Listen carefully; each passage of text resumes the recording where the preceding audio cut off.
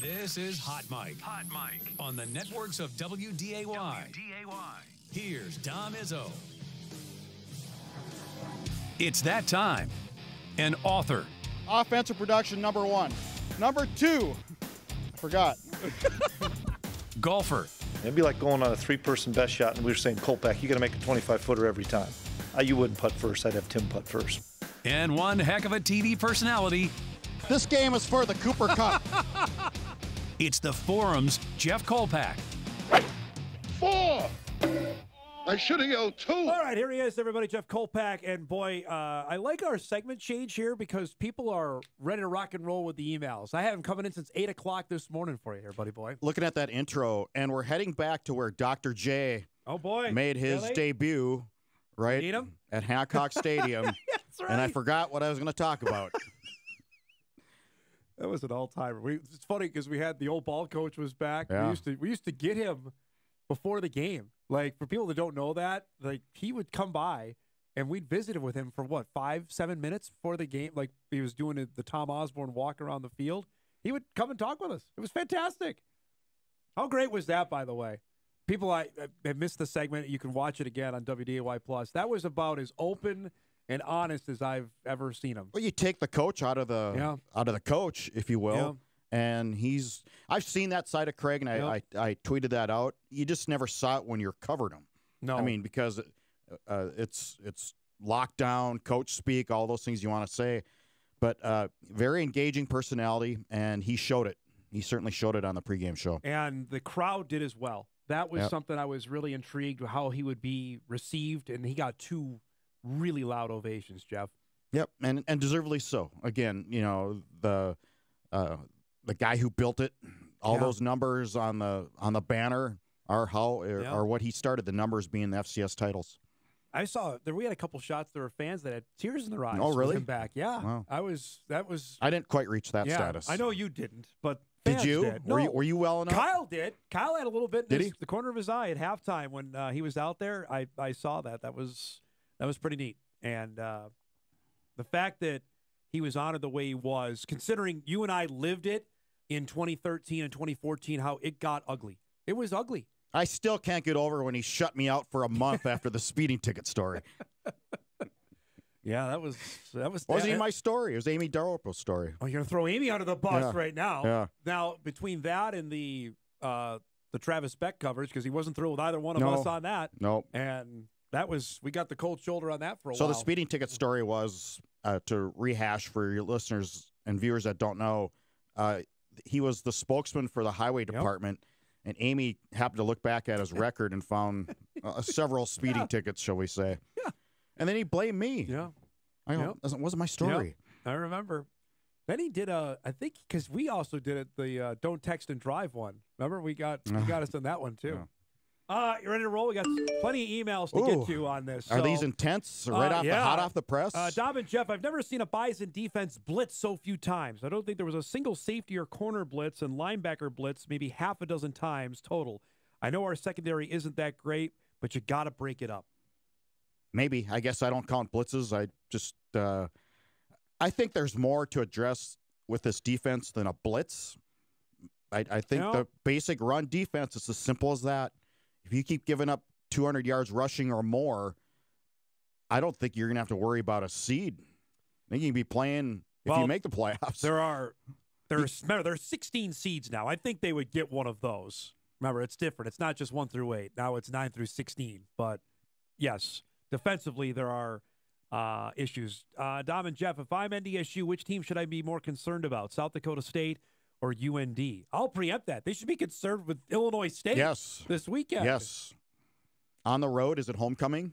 No, that was this past weekend. Was it? Okay. Yes, I believe it was. I know they brought back the 2014 Missouri Valley title team was back in normal. Regardless, Illinois State's going to be a tough out this coming Saturday. We have been there for homecoming, and that actually gets pretty crazy. It's pretty good. Yep.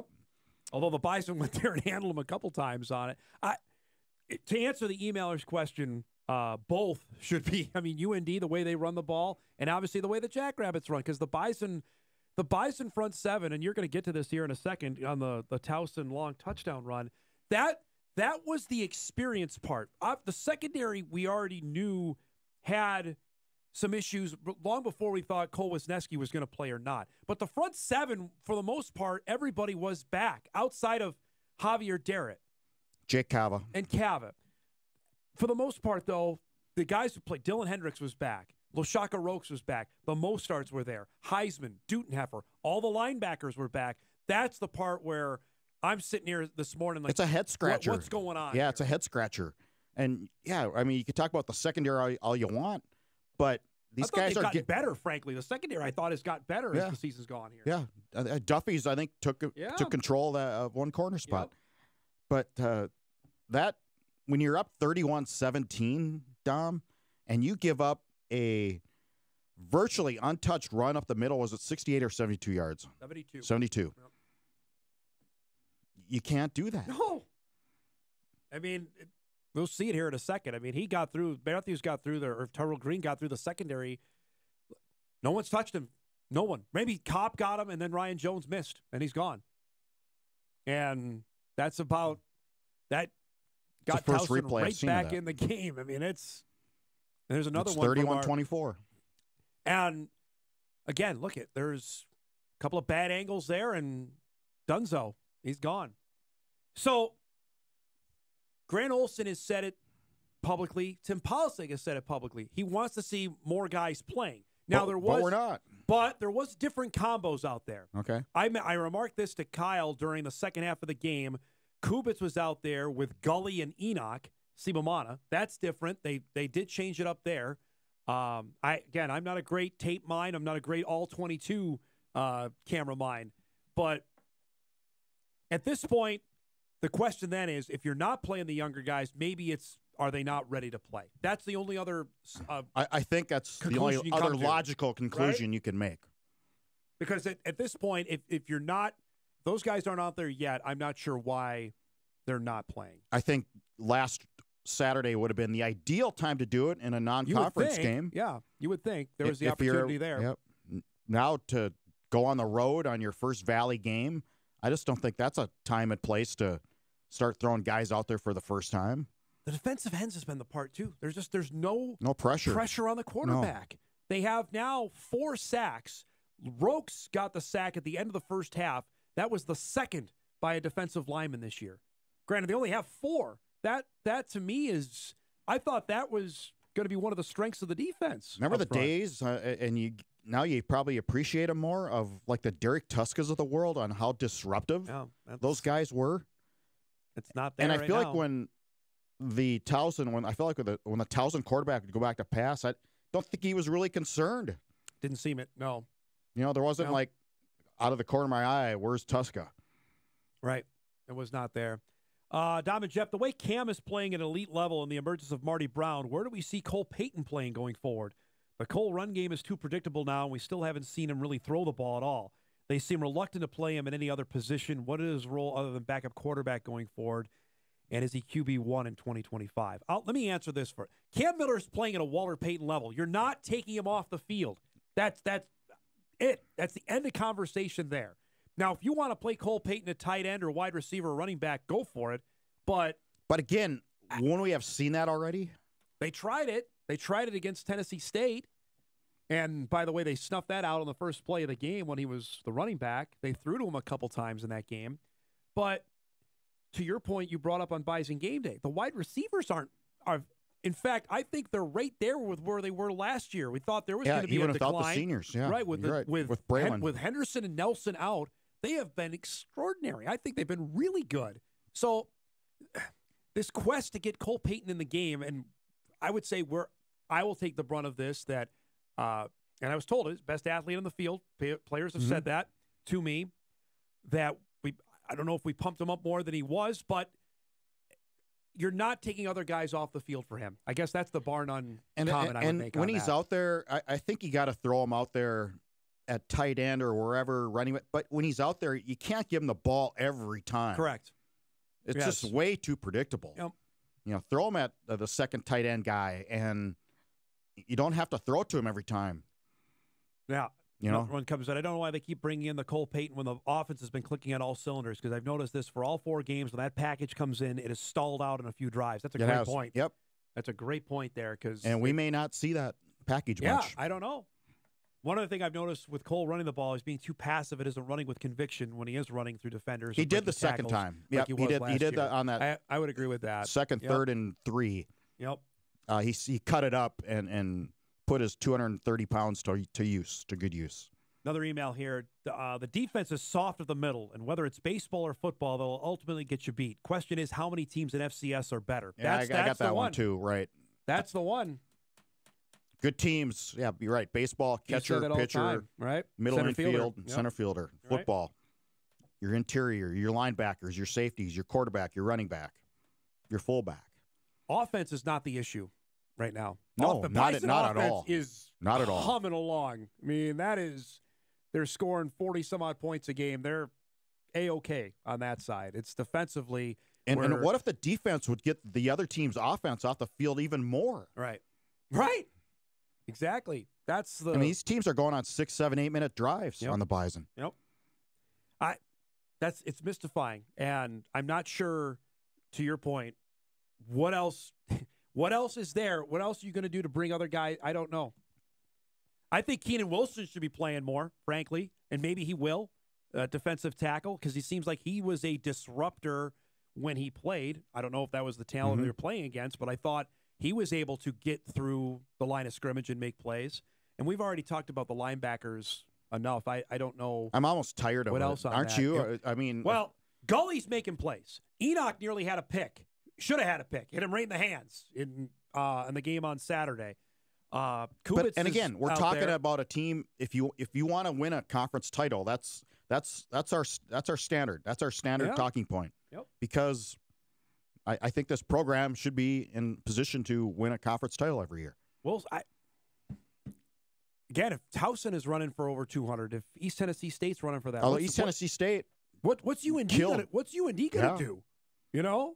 Now, Illinois State's best running back, if Mason King was healthy, what would he do in this game? Like, they're without their top player, who's one of the best players in the league. He's out with an ACL tear.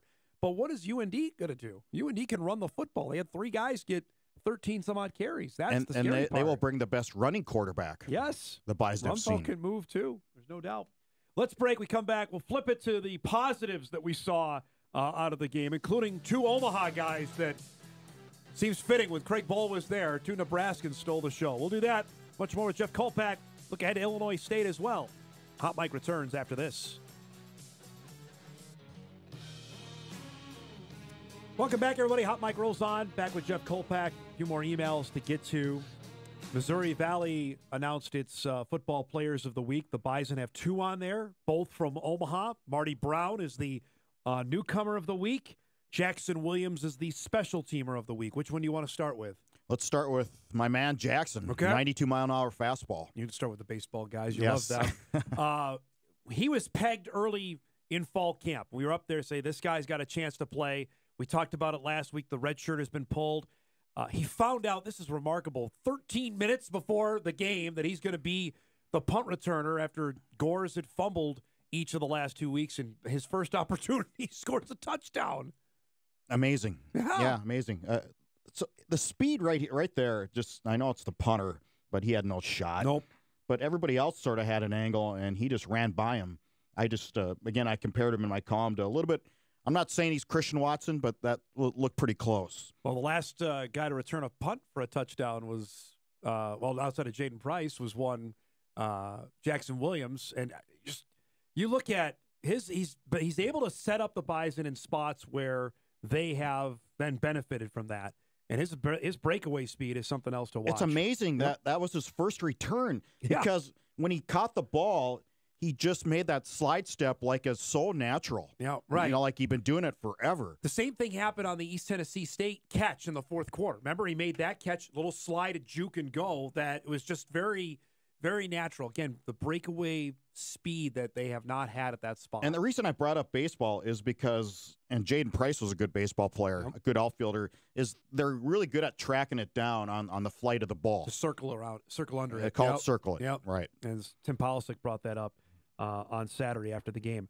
Marty Brown had a monster game. First time, 24 carries. That's the most carries that a Bison running back has had in a game since Hunter Lipke against UND in the spring, March of 2021. 24 for 126 and 3. He had a couple moves. You'll see it here. The spin, but he got hit, Jeff, and just would not go down. That's something Polisick's been stressing since the season began. Yeah, he got the memo, and I thought against Colorado he showed that ability to try to bounce off. Now he's just getting better at it. That's the question now going forward, is because we didn't see the need of the quarterback run game because a guy ran it 24 times.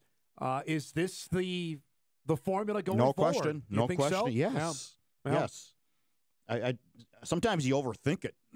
Yes. Just give him the ball. Play callers have a way of doing that, I think. That, to me, is... Well, and I think Jake Landry hasn't overthought it. He gave him the ball. He got the hot hand. Right. He was the guy moving the pile, and that was evident by how he carried it. What did they have, 19 straight runs at one point? Yep. That was impressive. Also impressive is the play of the quarterback. Cam Miller completed 14 straight passes. Going back to the game against ETSU, he had 16 straight completions. It's funny, Pete Shinnick, the Towson coach, said after the game, we were surprised he had any incompletions watching him on tape.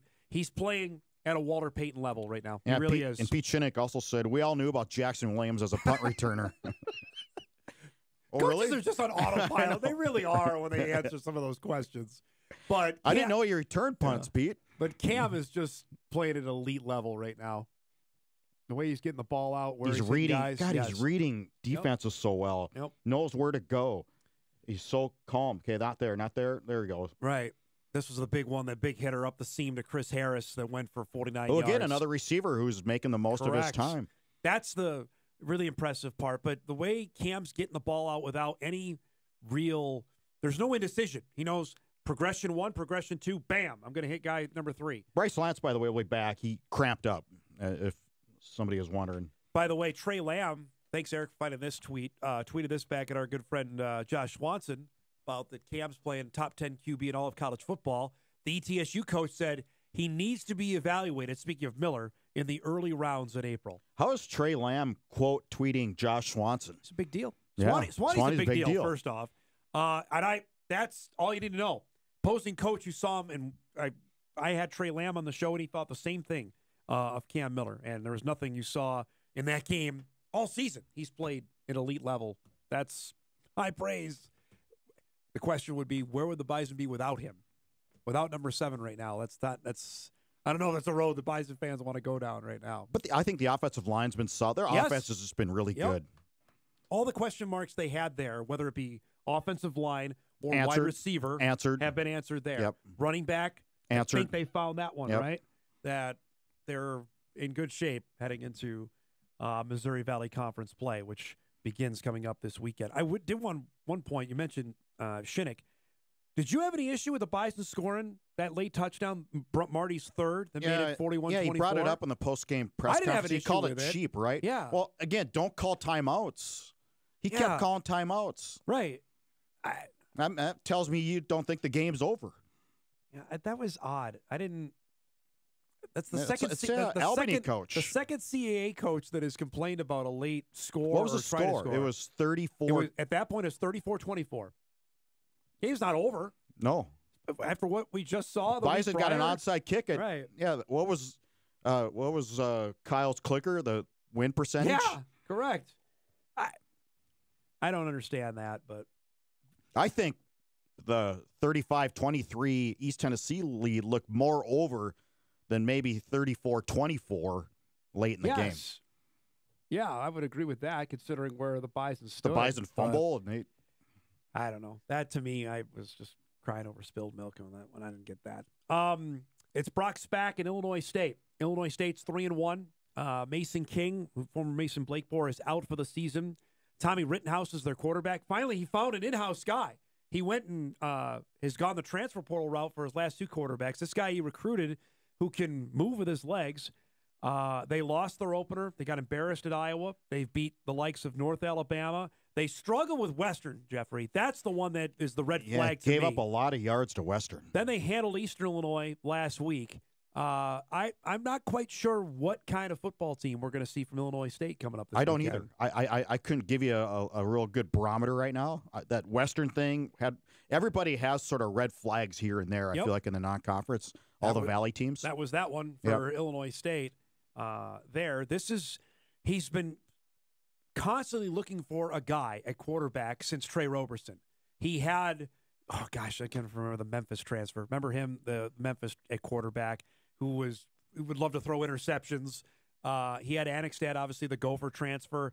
I don't know if this is the guy that is going to deliver, but I will say this, and Brock said it, and we're going to have him on the show later this week. The COVID years really impacted them. You'll remember Illinois State decided to stop playing during the spring. It hurt them the following year. I think they're finally now getting back on their feet after what happened in 20 and in 21. Well, it's been a while since we talked about COVID, hasn't it? You almost forget about it. But that really hurt. But look what it did to Indiana State, who totally shut down its program. Yep. And they haven't been back whatsoever. Right. And Illinois State was pretty close to that. I think they're finally starting to get back on their feet.